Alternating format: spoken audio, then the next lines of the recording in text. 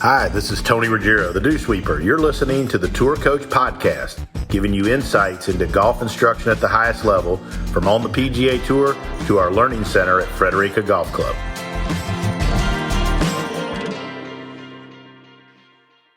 So here we are. Cheers, everybody. This is the last Tour Coach Podcast recorded live over at the Frederica area. Tomorrow morning is my last official day in charge, which I was never really in charge, and handing it over to Jackson Koert, who, if you listen to the show and you watch our social media, you know he's my right-hand man, and he is taking over as director of instruction there. So, Jackson, congratulations. Well, thank you, Tony.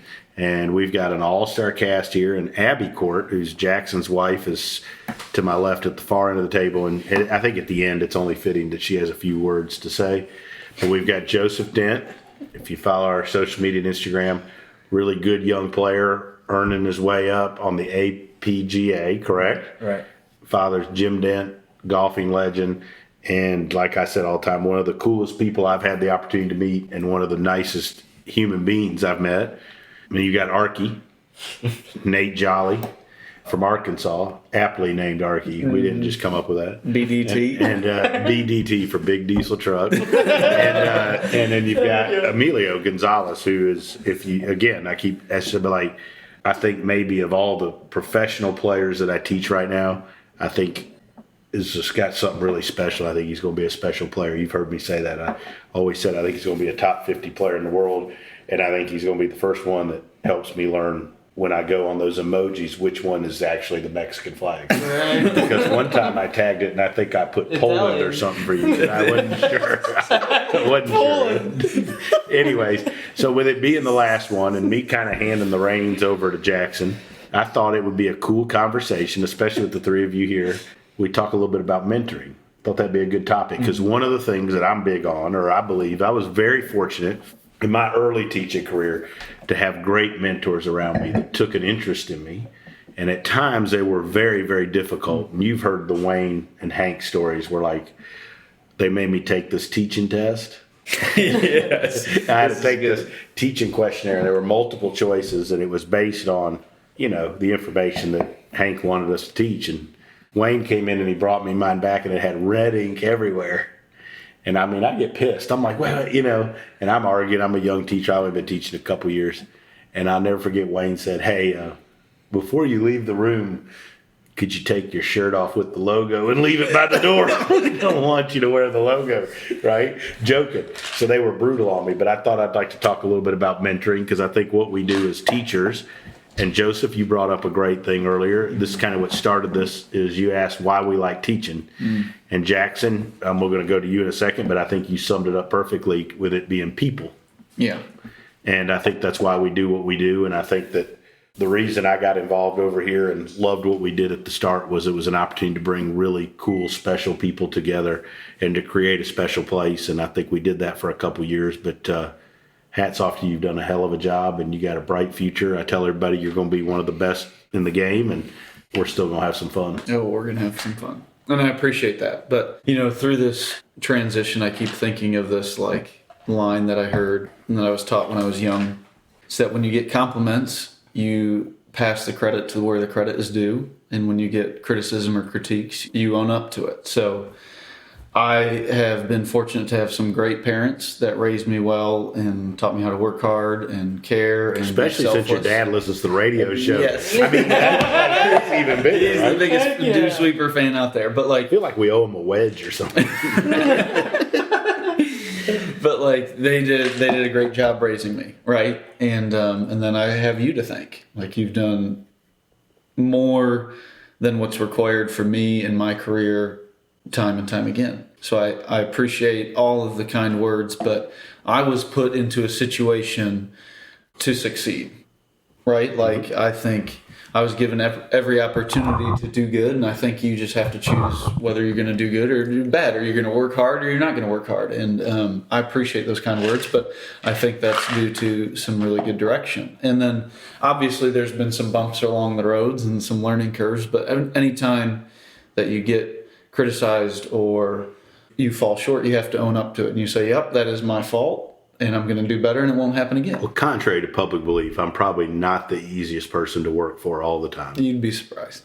You'd be surprised. But I learned from a son of a bitch. I mean, woo! But anyways, I think mentoring's a big thing, and I think that it's our job as teachers, and it's blown my mind lately. Because, I mean, we're pretty close. I mean, you're not just a teacher, but you're also a friend. And, like, it blows my mind that people reach out and want to come watch and learn. Because I just think what we do is, like, one, I think it's normal. Mm-hmm. And two, it's just fun. Yeah. And what we do hanging out, I mean, like with Archie and Emilio and Joseph and these guys, and you guys, Abby was awesome tonight. I hope she's working on that brownie skillet thing. 'Cause I'm a little hungry. I'm not going to lie. But I think it's cool, and I think I think that I guess going back to the point is like, so we've had a lot of folks over the last several months. We've had people come down and observe us. I've had a bunch of calls and emails recently where people are like, hey, we follow you, and they want to pick our brain and different things. And I'm always flattered by that.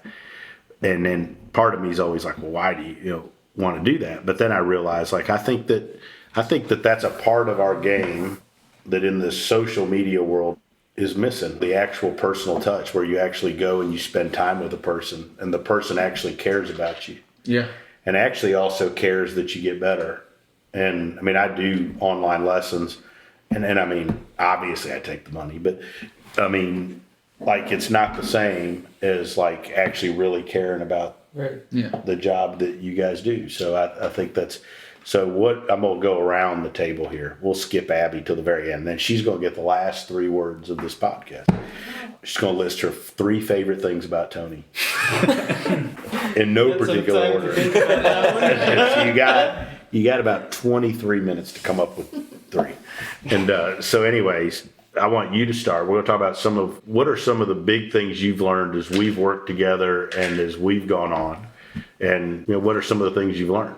Well, I've learned a bunch. So boiling this down to a couple minutes would be difficult, but I think, to answer Joseph's question with this as well, he asked, what's the hardest part about your job and what's the best part about your job? And the answer was people, right? You get some great people, like there's some phenomenal people sitting at this table. And you get some not necessarily bad, but you get some tough eggs, right? That can be hard to deal with. But Bill Harmon touched on that a lot as well, right? Like, you're dealing with people. Like, it's not about posting a before and after picture. It's not about posting a swing on your Instagram, right? It's not? No. Oh. Right? It's about like coaching and grooming these players or these kids or these amateur players that are trying to go from breaking 100 to breaking 90. Just trying to smooth it out, Jackson. That's all it is. That's all it is. Right, so I think you're dealing with people, and everybody has certain things they bring to the table or certain things they do and don't understand. And so I think there's some cultivation and some grooming that goes on there. But, I mean, reflecting on mentoring, right? Like, you talked about, and you brag on Wayne and Woody about how they're coaches. Mm-hmm. Right? And I think they played a big role in your development. Biggest role. Hank, Wayne, and Woody are the reason I'm here today, and that if anybody says I'm successful, Yvonne would probably argue I'm not. But I know my 3 ex-wives do. But they're the reason, right? And they're the reason for different reasons.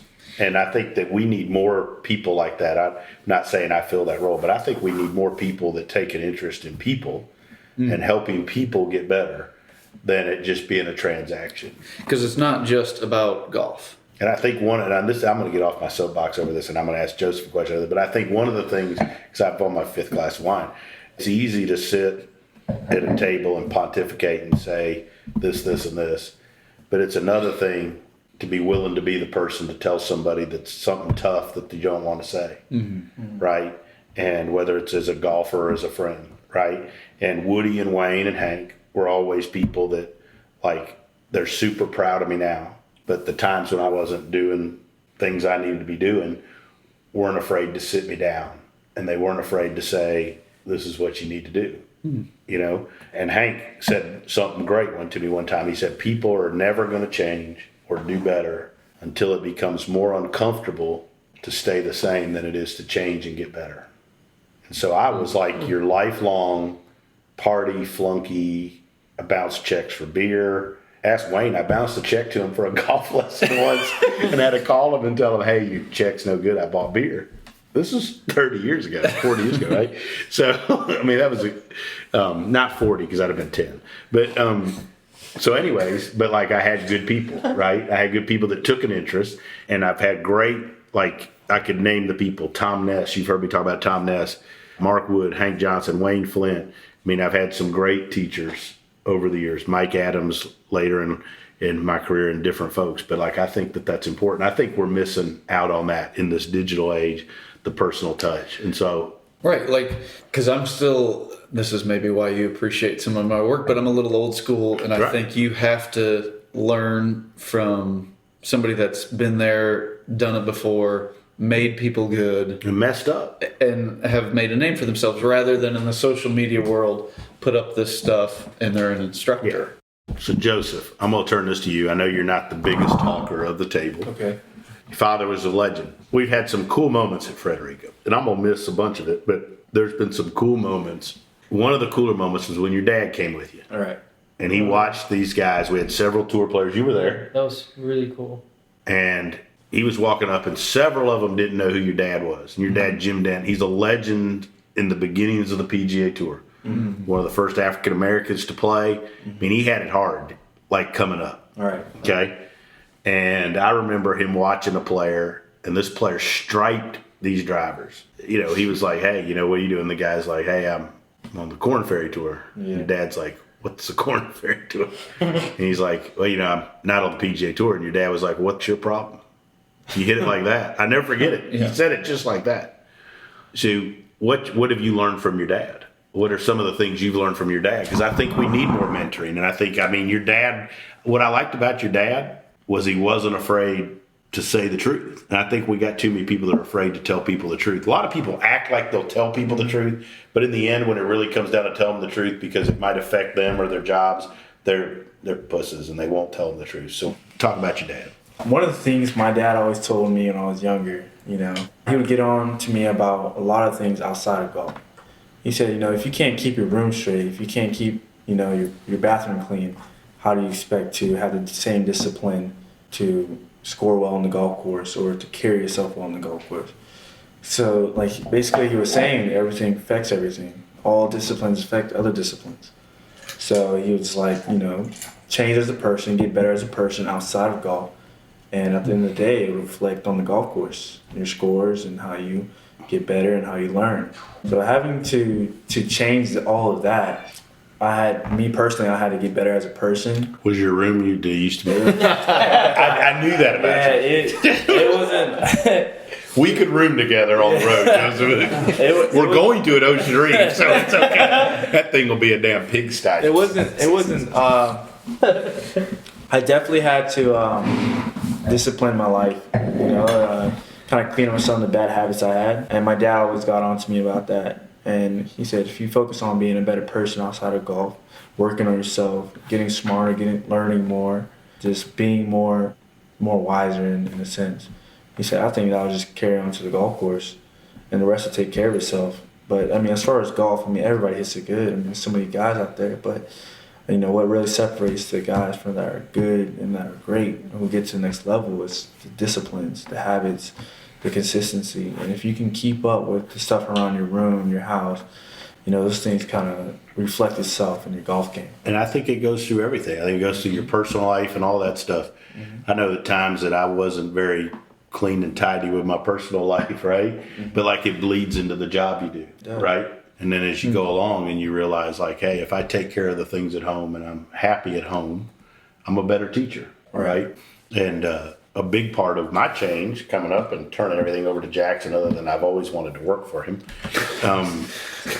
it really was getting back to doing what makes me happy, right? And being happy, because I think you're a better teacher when you're happy and you do what you do and fulfilled. But I think that's awesome insight from your dad. Yeah. And I would tell you this, as we cheers to that, your dad did a hell of a job. And I mean that. I honestly believe I told you the other day, you should never give up on your dream. Right. But I also believe because of the person you are, and he's a huge part of that, I think you're going to make it. Mm-hmm. And and I told you today, like, I think you need a 3 or 4 year plan. You don't need to expect it to happen today. Right. But we're going to keep getting better. Right. And that was cool. So now we're going to turn to Emilio. So Emilio's been hanging out with us for a few years. Yeah. Because you've had nothing else to do. And just kidding. Sure. You're one of my favorites. We roomed together for 6 months. longer than that. You stayed with me. Play the Mexican national anthem. Yes. Not the Polish one. And talk a little. What an intro. Careful, he's going to stand at attention. So, talk about some of the things that you've experienced and learned in our time together. Well, the topic you guys brought up was like mentoring, right? Which is awesome. And it's one of the most important things that's made me grow as a player, especially once I turned professional a couple of months ago. But, That's why I brought you here. Yeah. Because I knew you wanted to be a professional. correct. Yeah. And I knew you had stuff to learn. Yeah. And I thought we could show you some stuff. Correct. I didn't know it would be some of the stuff we showed you. But yeah, thanks to you and Jackson, obviously, I've been around a bunch of really good players, tour players that you guys worked with along the years, but they've taught me a bunch. Obviously, in the process of how things are done and just believing on that and putting 100% of your discipline on that. But more than anything, I've been really fortunate of you guys really introducing me to people like Bill Harmon, Woody, Wayne, of like just getting really different insight of like, not the instruction part, it's more than anything just like, It's life. yeah, dedication, life, and how things are done, you know, like there's a way to get things done, you know, and that's something that's really stood out on me. And more than anything, like just not only learning about the golf swing from him, but like just seeing how they really like put all this passion into like what they really care about, you know? And they're 100% honest. Like they'll tell you straightforward, like what they think about either your golf swing or whatever it may be, you know? But they're... Woody might be the most direct. Yes, correct. 100%. Yes, I would agree with that. But if something that I've really appreciated is that just learning, like something that I really appreciate from you is like, as an instructor, is like, you're not afraid of like sharing your player to other instructors. You know what I mean? Of like having other insights of what they think about your player's golf swing or how he could get better in an aspect, you know? Well, And I think that's really special, and that's something I really always think of appreciated. this, and we can all talk about this, but like, so my wife, Yvonne's had health issues, right? And so we're trying to get to the bottom of it. Like, we don't just go to one person. Correct. You know, that person guided us to 3 or 4 people that are the best at what they do. I don't get why golf people are so territorial, right? So I've always thought that, like, if I'm trying to help Joseph, or I'm trying to help Emilio, or I'm trying to help Nathan, or if I'm trying to help Jackson become a better instructor, let's introduce them and involve people that are the best at what they do. And when I started, whatever, the people that I had access to weren't near as good. Not by, I don't mean Correct. bad, right? But like I was a little local guy or whatever. But now we have access through this, I'm fortunate, through the guys I teach and the Correct. people that we know and all that like some of the people that are the best in the world. So like, I think it's cool to be able to introduce you to people and to be able to introduce you. And I mean, Nate and you guys been around it for a while, and Joseph just over the last 6 months or so, or whatever, 4 months. But like, I think that's part of what we do. I mean, it goes back to mentoring though, is like, we should be secure enough in ourselves and in the job that we do to be okay with, like, I tell people all the time, the coolest thing I have done the last 2 years is have Billy Harmon in. Yeah. Like, I'm 100% not in charge that weekend. Yeah. And I'm 100% not the storyteller. Yeah. But everybody learns something. And more importantly, I learned something when we walk away from it. So I think that's a big part of it. The people that you surround people with. Like the few weekends that I've been around Bill, credit to him, but like he's seen me like hit balls and whatever, but like I've learned more from him by sitting down at Brogan's North and just talking to him than him like talking about my golf swing. Correct. Yes. And that's what it's all about. Yes, correct. And I think it goes to what your dad said. But if you learn about life or you learn about things, you get better at golf. I think I don't care who you are, whether you're a president or a huge CEO, just always staying a student. You know, always wanting to learn more. That's what, you know, that's how you become Exactly. great. You know, always people that think they know everything or they claim they can't learn anymore because they figured everything out. You know, those are the people that. There's a lot of those people that always Right. have. You ever notice the people that always have the answers, but they don't know the question? Right. Exactly. Nate, we got to go to Archie at some point here. You've been around me a long time. When I found you, you were at Central Alabama, or not Central Alabama. I'm sorry. You were at Coastal Alabama. You come a long way. You went from small JUCO, struggling, couldn't control your ball. You won a big D1 tournament this year now at Central Arkansas. Worked your way, talk a little bit about your journey.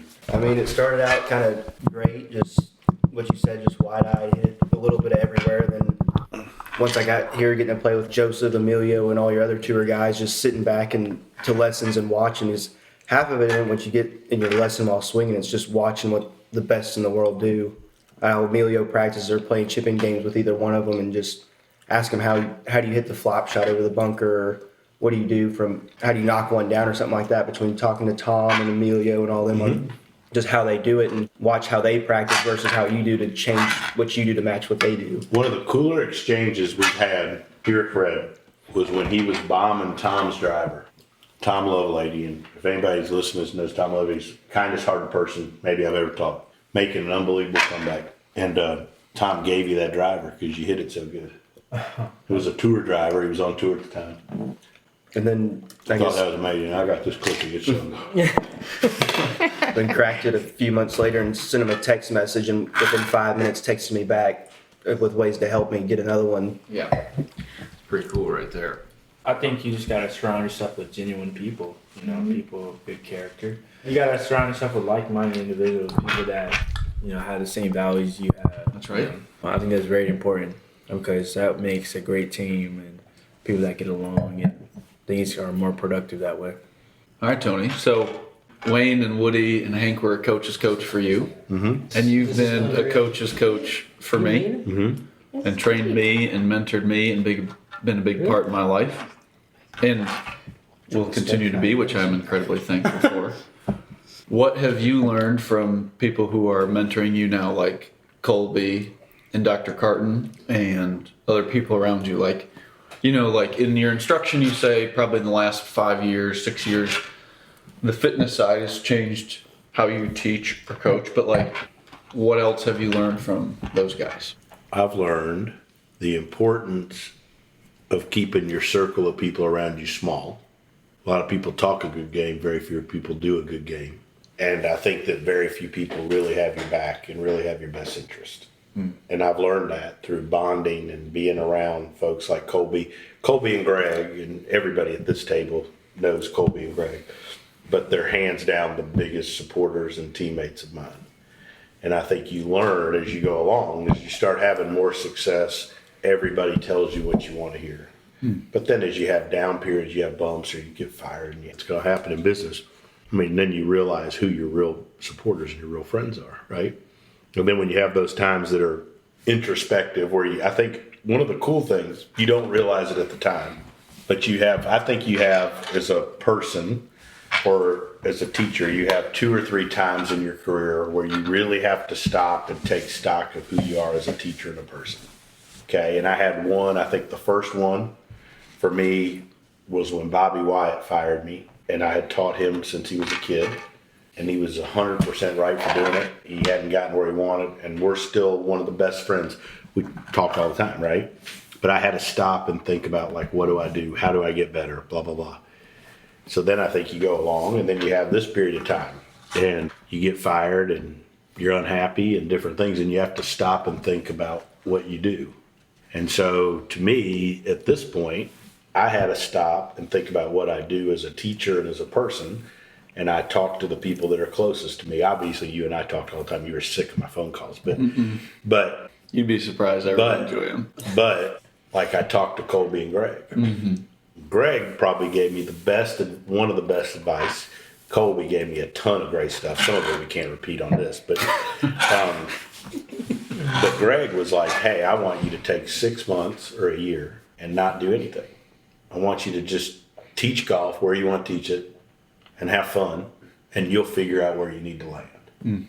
Right? Which is hard for me because my nature is to just jump to the next thing. Right? And so I guess what I've learned is that there's few people that you can really trust. A lot of people say they're on your team. A lot of people say they support you, but not many of them really do. That's what I've learned. And I think that there's lots of people that will do that as you grow. And it's going to be the same for you as a player, same for you as a player, same for you as a player, right? And you watch it on tour. As guys come up, more people want their time. More people say they can help them. More people say they're their buddy. But in the end, if you start playing shitty and you can't do anything for them, do they really care about you? They don't know you no more. So if you go as a teacher, you go along and you get fired, you don't do as good a job or whatever the deal is. Well, then they got a guy they can push along and say he's the next answer. And it's better for, you find out who really supports you and you find out who really cares about you. And that's probably a better lesson than any of the stuff that you learned along the way. Yeah. So that's probably what I learned. And I'm fortunate. I've got great students, great players, got great people around me. I think you've got a good team around you that can maybe support you through the next 6 months and figure out. And we all bust each other's balls, right? Yeah. We still, like Woody's the best, right? And people listen, like, who the hell's Woody, right? Yeah. The reason we don't put him on here is if you start him talking, nobody else would talk for He 4 fell hours. asleep during a podcast, woke up and started talking again. Right? Real life. Real life. So like when Woody could vouch for this. Anytime I've made a major life change in my career, the first people I've talked to is Woody. Right? And when I first decided to go out on my own, which is a big deal as a teacher, you're finding it now, called Woody. Woody's like, well, you're ready. You need to go do it. Right? So, Wayne is more of the rock, right? Wayne, he's still wearing the same shirt from 1994. Right? With that vest that's faded. Drinking 95-degree coffee in 94-degree weather. And then 62 Miller Lights. But he's, you know what you're going to get. But like those people don't fade. They don't, if they've been with you. And so I hope that for you and for your career, that as you go along, you develop those types of relationships where like the people are going to tell you when you're screwing up. And then when you're doing good, they're going to be your biggest fan. That's what you want. And it's the same as a player, I think. I really do. You want somebody, I don't know that everybody admits it or is willing to admit it, but you need the person that's not afraid to call you to the carpet when you're screwing up. Mm-hmm. You don't need the person that just says, you know what? Oh man, it'll be all right. I'll be all right. When you need somebody that's really going to tell you, you know what? You're not doing your deal. This is why you were successful then. This is why you're not successful now. It ain't hard to figure it out. And it's the same way as players. We deal with it all the time as players. You were great this year because you worked your ass off in the gym, you did this and everything. Mm-hmm. Well, then you know what? You took whatever the deal is. This is why you're not. Abby, you got anything to add? You've been around the Dew Sweepers. Yes, sir. How many years now? Golly, remember? 4.5. 4.5. Yeah, I think so. So we're coming up on our 5-year anniversary. This is by far the first time you've made skillet cake for me, and I'm going to say. I'm glad you enjoy it. There's a chance I come back for this. Good, I hope so. Well, I will say, 4.5 years ago, when my husband told me he wanted me to move me from Michigan down to Alabama. Thought he was crazy, but I am crazy, but it's true. But thanks to you, Tony, it's amazing the adventure we've been on because of you, and truly. It has stopped, Abby. I know, and you always say, "Where do you want to move to next?" Okay, I got to tell. This is going to be maybe the ending story. So, because this is the greatest Abby story of all time. So, we had gotten the Frederica deal, and Jackson was coming here, but he hadn't told you yet. Oh, I thought he'd probably told you. So I texted him. Have you told Abby yet? You saw his phone. Yep, I saw it right away. I sat up in bed and said, "Tell me what." and we were moving. That's right, moving again. Yeah. But I just want to thank you so much for everything you've done for Jackson, and for the both of us and our family, and the reason he has grown in his career and as a golf instructor is truly because of you and everything you've done to pour into him. And I know you said tell me 3 things that you love about me, right? And I really can give you 3 things 3. right off the top of my Come on. More than that, but I'll give you 3. Give me the 3 favorite Tony things. Obviously, number 1 is just the way you poured into my husband and what you've done for him in his career and continue to do, and just the friend you've become to him and the mentor you've become to him. And it means a lot to me as his wife just to see that and just to know he is the man he is today because of your influence. And the cookie cake's good. Number 2, I really appreciate the way you value community. It's something that I've seen that you do with your Dew Sweeper team, the dinners that we go to, and the way that you just, like, around the table, you just bring your players together and you just make them feel loved and known and heard. And I think that's something that Jackson will definitely take away as a golf instructor, is just like this and community and pouring into your players, not just on the golf course, but, you know, around the table and with a drink in your hand, and just being able to have oh, sorry, I shouldn't have said that. Trying to get away from that. Sorry about that. Introspection. Yeah, that's right. And I think the 3rd thing is just I love your storytelling. Tonight, Tony was just telling us about how many concerts? The Jimmy Buffett concerts. 53 Jimmy Buffett concerts. He's so good at telling stories. he is very good at telling stories. I always just love sitting around the table and listening so to wish. those stories. My only regret in life, well, not my only, but one of them, there were a couple I have to do with some girls back in the 80s, but one of them is, though, that I didn't ever learn. I know I can't sing, but I wish I learned how to play guitar and be a singer-songwriter and storyteller. That's why I love Todd Snyder. I'm going to give Todd Snyder a shout out here. He's the best, right? Because he's a storyteller, right? I think we need mentors and storytellers. Yeah, Might be the name of this podcast, Mentors and Storytellers. I like Good it. one. That's good. Emilio, thanks for showing me which flag to put as my emoji. You know, 'Cause amongst other things, I've learned a lot about life and different things from you and watching you go through it. Nate, all of us, we got a lot more to do together. We're going, just because we're not going to always do it here, we're going to do it wherever we go. And I'm sure we'll have some more big things coming down the road. And I mean, if I was wanting to get better at golf and have fun, I'd come find everywhere the hell we are. Jackson, Got that right. good luck. Keep kicking ass. You'll be all right. Joseph, keep listening. Nate, go get you a big diesel truck. Emilio, salsa. When I think of Emilio, I think salsa. Pacifico. Pacifico. Abby, you're the best. Thanks for taking care of us. Thank you so much for listening to this episode of The Tour Coach with Tony Ruggiero. If you enjoyed this, make sure to hit subscribe, Apple Podcasts, Spotify, wherever you are listening to this podcast. You can stay up to date because we have weekly episodes coming your way with fascinating people in the world of golf instruction at the highest level. Make sure to subscribe and stay tuned. If you want to learn more about Tony, head over to dewsweepersgolf.com to get all the details on what he's up to. Maybe you want to see him, grab a lesson, or go to one of his camps, pick up his book, Lessons from the Legends. You can do that there. If you want to see Tony in action with some videos and other content, head over to golfsciencelab.com/Tony to get more info there. This episode was powered by the Golf Science Lab and was edited, mixed, and produced by Just Hit Publish Productions. We go into year 2 of the Tour Coach.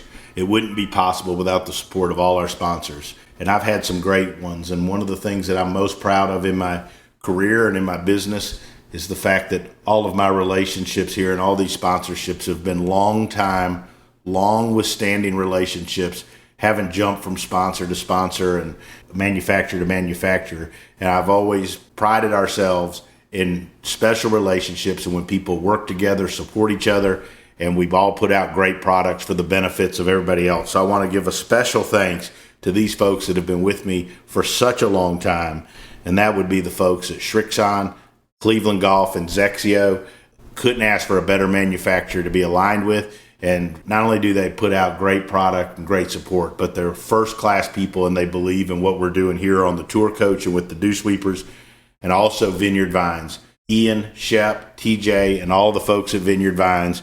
Hard to keep me looking good, but they do a fantastic job, and they're like family. They support everything on the Dew Sweepers, and we're so proud to be affiliated with and support the folks at Vineyard Vines. So if you're out there, you're listening to the Tour Coach, Please support our sponsors, Strixon Cleveland Golf's Exio, as well as Vineyard Vines, and keep listening and keep enjoying hanging out with us here on the Tour Coach.